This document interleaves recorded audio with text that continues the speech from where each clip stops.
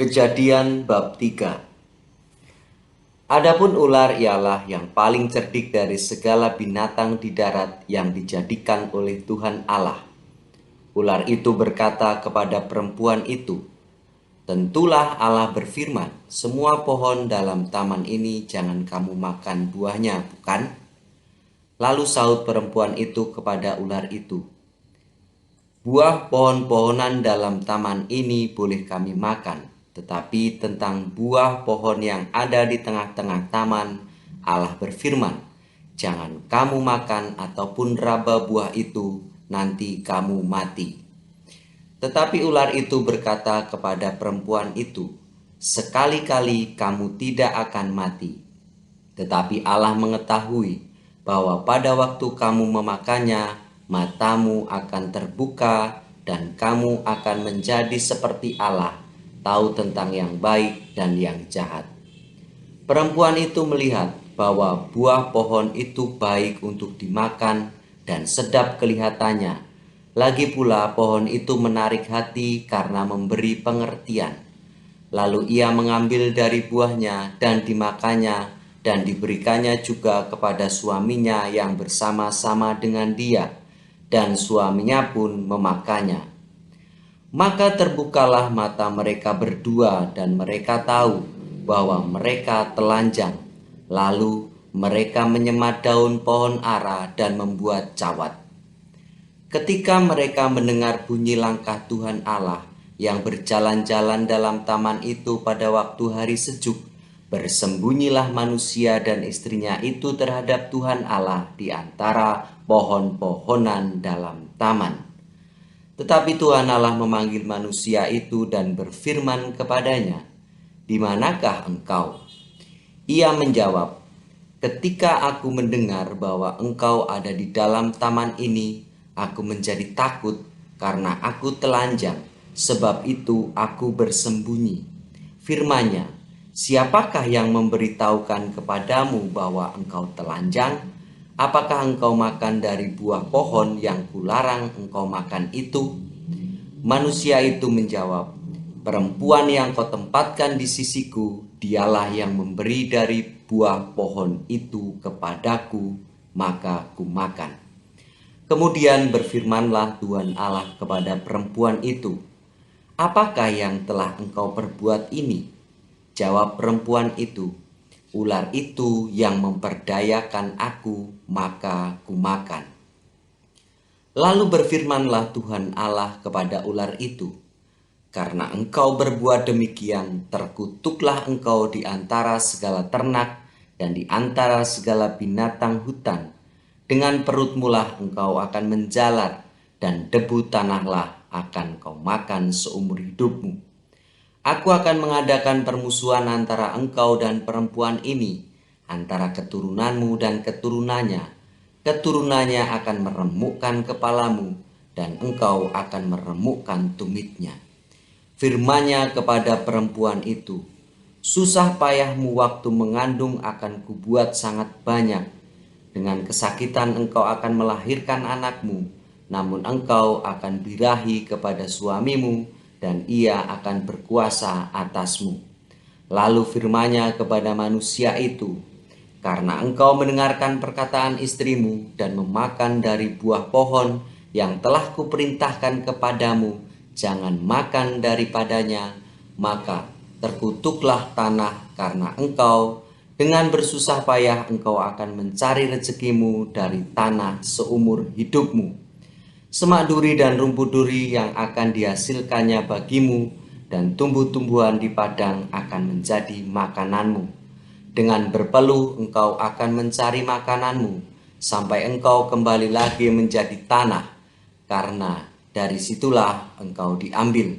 Sebab engkau debu, dan engkau akan kembali menjadi debu." Manusia itu memberi nama Hawa kepada istrinya, sebab dialah yang menjadi ibu semua yang hidup. Dan Tuhan Allah membuat pakaian dari kulit binatang untuk manusia dan untuk istrinya itu, lalu mengenakannya kepada mereka. Berfirmanlah Tuhan Allah, "Sesungguhnya manusia itu telah menjadi seperti salah satu dari kita, tahu tentang yang baik dan yang jahat. Maka sekarang jangan sampai ia mengulurkan tangannya dan mengambil pula dari buah pohon kehidupan itu dan memakannya, sehingga ia hidup untuk selama-lamanya." Lalu Tuhan Allah mengusir dia dari Taman Eden supaya ia mengusahakan tanah dari mana dia diambil. Ia menghalau manusia itu, dan di sebelah timur Taman Eden ditempatkannya lah beberapa kerub dan pedang yang bernyala-nyala dan menyambar-nyambar untuk menjaga jalan ke pohon kehidupan. Kejadian bab 4. Kemudian manusia itu bersetubuh dengan Hawa, istrinya, dan mengandunglah perempuan itu, lalu melahirkan Kain. Maka kata perempuan itu, "Aku telah mendapatkan seorang anak laki-laki dengan pertolongan Tuhan." Selanjutnya dilahirkannya lah Habel, adik Kain, dan Habel menjadi gembala kambing domba, Kain menjadi petani. Setelah beberapa waktu lamanya, maka Kain mempersembahkan sebagian dari hasil tanah itu kepada Tuhan sebagai korban persembahan. Habel juga mempersembahkan korban persembahan dari anak sulung kambing dombanya, yakni lemak-lemaknya. Maka Tuhan mengindahkan Habel dan korban persembahan itu, tetapi Kain dan korban persembahannya tidak diindahkannya. Lalu hati Kain menjadi sangat panas dan mukanya muram. Firman Tuhan kepada Kain, "Mengapa hatimu panas dan mukamu muram? Apakah mukamu tidak akan berseri jika engkau berbuat baik? Tetapi jika engkau tidak berbuat baik, dosa sudah mengintip di depan pintu.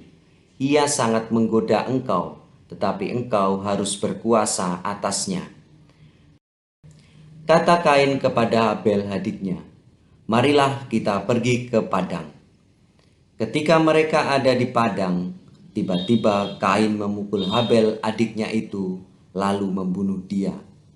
Firman Tuhan kepada Kain, "Di mana Habel adikmu itu?" Jawabnya, "Aku tidak tahu. Apakah aku penjaga adikku?" Firman-Nya, "Apakah yang telah kau perbuat ini? Darah adikmu itu berteriak kepadaku dari tanah. Maka sekarang terkutuklah engkau, terbuang jauh dari tanah yang mengangakkan mulutnya untuk menerima darah adikmu itu dari tanganmu. Apabila engkau mengusahakan tanah itu, maka tanah itu tidak akan memberikan hasil sepenuhnya lagi kepadamu. Engkau menjadi seorang pelarian dan pengembara di bumi." Kata Kain kepada Tuhan, "Hukumanku itu lebih besar daripada yang dapat kutanggung. Engkau menghalau aku sekarang dari tanah ini, dan aku akan tersembunyi dari hadapanmu, seorang pelarian dan pengembara di bumi. Maka barang siapa yang akan bertemu denganku, tentulah akan membunuh aku." Firman Tuhan kepadanya, "Sekali-kali tidak. Barang siapa yang membunuh Kain akan dibalaskan kepadanya 7 kali lipat." Kemudian Tuhan menaruh tanda pada Kain supaya ia jangan dibunuh oleh barang siapapun yang bertemu dengan dia. Lalu Kain pergi dari hadapan Tuhan, dan ia menetap di tanah Nod di sebelah timur Eden. Kain bersetubuh dengan istrinya dan mengandunglah perempuan itu, lalu melahirkan Henoks. Kemudian Kain mendirikan suatu kota dan dinamainya kota itu Henoks menurut nama anaknya. Bagi Henoks lahirlah Irad, dan Irad itu memperanakkan Mehuyael, dan Mehuyael memperanakkan Metusael, dan Metusael memperanakkan Lameks. Lameks mengambil istri 2 orang, yang satu namanya Ada dan yang lain Zila. Ada itu melahirkan Yabal, dialah yang menjadi bapa orang yang diam dalam kemah dan memelihara ternak. Nama adiknya ialah Yubal, dialah yang menjadi bapa semua orang yang memainkan kecapi dan suling. Zila juga melahirkan anak yakni Tubal Kain, bapa semua tukang tembaga dan tukang besi. Adik perempuan Tubal Kain ialah Naamah. Berkatalah Lamek kepada kedua istrinya itu, Ada dan Zila, dengarlah suaraku, hai istri-istri Lamek. Pasanglah telingamu kepada perkataanku ini. Aku telah membunuh seorang laki-laki karena ia melukai aku, membunuh seorang muda karena ia memukul aku sampai bengkak. Sebab jika Kain harus dibalaskan 7 kali lipat, maka Lamek 77 kali lipat. Adam bersetubuh pula dengan istrinya, lalu perempuan itu melahirkan seorang anak laki-laki dan menamainya Set, sebab katanya, Allah telah mengaruniakan kepadaku anak yang lain sebagai ganti Habel, sebab Kain telah membunuhnya. Lahirlah seorang anak laki-laki bagi Set juga, dan anak itu dinamainya Enos. Waktu itulah orang mulai memanggil nama Tuhan.